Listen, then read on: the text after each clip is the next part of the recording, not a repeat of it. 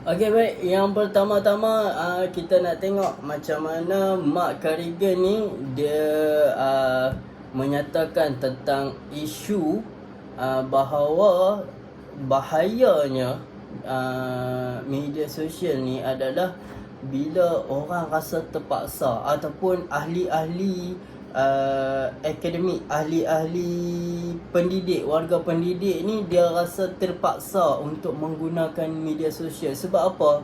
Puncanya adalah dengan ada artikel ataupun penulisan-penulisan, suara-suara yang kata sampai bila kita nak guna cara lama kan? Sampai bila kita tak mau ikut perkembangan teknologi? Sampai bila kita masih lagi nak berada di tahap yang sama? Betul. Tapi masalahnya tak ramai yang mengeluarkan hujah-hujah yang bermakna macam mana cara penggunaan tu. Ramai yang suruh guna tapi tak ramai yang bagi tahu sebenar-benarnya macam mana nak guna media sosial tu, kan? Macam mana cara nak approach, macam mana cara nak kembangkan, apa etika dia yang seterusnya mungkin akan membawa kepada permasalahan yang lain. So, benda tu membawa kita kepada risiko yang kedua yang dibincangkan oleh Mark Carrigan. Apa dia? Ada iaitu Mark Carrigan ada membincangkan bahawa tiada satu panduan khusus macam mana cara kita nak tackle. Ni risiko yang kedua. Kita masing-masing rasa macam ni cara yang betul untuk menggunakan media sosial. Ada yang cakap, okey, macam ni cara yang betul, kena engage macam ni. Ada masing-masing ada pendapat masing-masing berdasarkan pengalaman mereka. Betul lah, sebab tak ada satu panduan khusus kan. Jadi kalau kita tengok dekat sini kerajaan ada keluarkan pekeliling untuk para guru, kan? Pekeliling penggunaan media sosial untuk para guru, di mana dalam pekeliling tu dia ada menyatakanlah perkara-perkara yang dilarang yang dilarang untuk guru buat.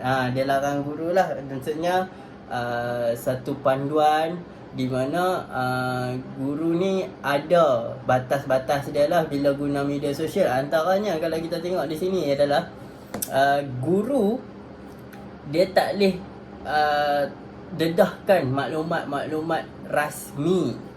Kemudian dia tak boleh cakap benda-benda yang negatif, tak boleh sentuh perkara-perkara yang menjejaskan imej dan juga dasar kerajaan dan lain-lain. So adalah maklumat yang tidak sahih, hasil kerja guru atau murid, melayan komunikasi agresif, cyber harassment.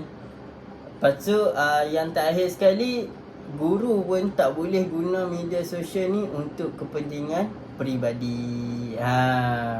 So itulah antara etika-etika dah. Dan sekejap lagi kita akan tengok untuk etika murid pula. So saya akan attach pekeliling kerajaan dekat bawah ni. So kalau siapa yang nak tengok, boleh tengok lah. Siapa yang ada masa kan nak ni. Dan untuk Mark Carrigan punya ni pun saya akan attach bawah ni. Seterusnya kita nak tengok risiko yang ketiga. Apa dia? Risiko yang ketiga adalah lack of public engagement. Apa maksud lack of public engagement ni? Maksudnya kekurangan interaksi dengan public. Sebab apa Mark Carrigan risau pasal benda ni? Sebab bila orang tweet, bila kita sebagai individu kan, bila kita tweet, pernah tak kita rasa macam kita tweet ataupun kita post something dekat Facebook ataupun kita post something dekat YouTube, Instagram dan sebagainya lah, media sosial, kita rasa macam kita bercakap dengan dunia. Sedangkan kita hanya bercakap dengan beberapa kumpulan-kumpulan kecil daripada satu set yang besar. So kita ni ada dekat sini je ni. Ni yang follower kita kecil. Yang keliling kita ni. Sedangkan ramai lagi dekat luar sana. Dia Mark Carrigan ni dia takut kita rasa macam kita ni bercakap dengan dunia. Yalah, dia bawa satu sense yang tak macam mana, dia bawa satu sense takut kita ni jadi rasa macam kita ni public intellectual tau. Tu yang dia risaukan tu. Dia rasa macam bangga diri macam tu kan. Tu risiko tu, bahaya tu. Tak ada orang bincang pasal benda ni, tapi Mark Carrigan bincang. Jadi kalau para pendidik, kalau nak gunakan media sosial, nak cuba gunakan media sosial, boleh try baca buku dia dulu. Memang menarik, memang orang kata insightful lah kan. Dan yang keempat, kita nak tengok risiko yang keempat adalah untuk menyeimbangkan di antara kehidupan peribadi dengan kehidupan profesional. Okey. Bila ada media sosial ni kan, bila ada media sosial, dialah sebagai guru contohnya kan. Sebagai guru, kita bila kita post something, kita rasa macam kita kena asingkan. Okey, ni kehidupan sosial, kehidupan ni social profesional punya post, yang ni private punya post kan. Benda tu kalau tak dirancang dengan elok, mungkin akan mengambil masa yang lama. Sebab kita masih ada kerja hakiki kita. Betul? Kita masih ada, macam kalau saya kata tadi, guru, dia masih ada kerja hakiki dia sebagai guru. Yang social media ni sampingan je. So bila dia terlampau ambil masa yang lama, benda tu mungkin akan efek dia punya kerja hakiki. Sebab nak membezakan, yang ni private ke profesional lah.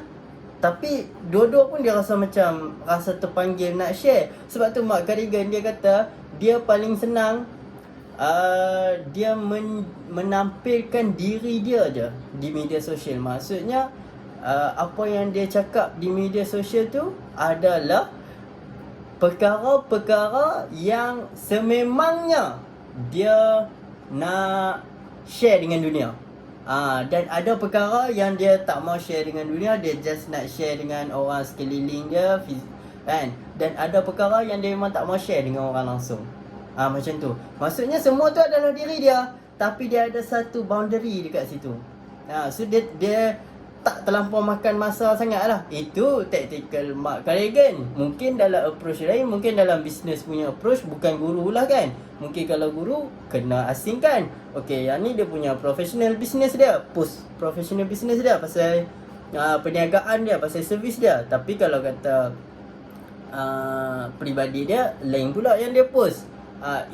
Benda-benda tu kena rancang dengan elok kan. Dan yang terakhir, kita nak tengok risiko yang terakhir lah. Macam mana Mark Carrigan ni dia membincangkan bahawa ada kemungkinan kan, ada kemungkinan follower ataupun pengikut ataupun pembaca yang audience lah, kita katakan audience lah, audience media sosial tu, dia tak berminat pun dengan apa yang nak disampaikan. Maksudnya audience tu dia tak strong lah tau. Dan bila dia tak strong, dia bukan sahaja dia tak berminat tau, malah dia sekadar sekadar follow untuk kritik. Yang ni bahaya. Dia kritik nak menjatuh-jatuhkan. Sebab yalah, sebagai contoh saya lah kan, saya post something yang memang sepenuhnya pandangan saya, kan? Pandangan saya terhadap satu-satu isu. Bila saya post, orang akan persoalkan, siapa saya? Kan? Dia ni siapa ni yang duk bawa keluar pernyataan, bawa keluar pandangan-pandangan sendiri ni? Kan?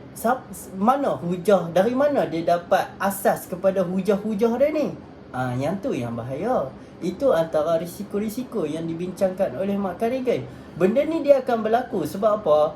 Sebab macam saya cakap tadi, Mak Karigan juga ada bincangkan tentang bila orang terasa macam dia bercakap dengan dunia, orang follow dia, automatik dia rasa macam dia ni layak untuk bawa keluar kenyataan ataupun hujah-hujah sendiri, tau.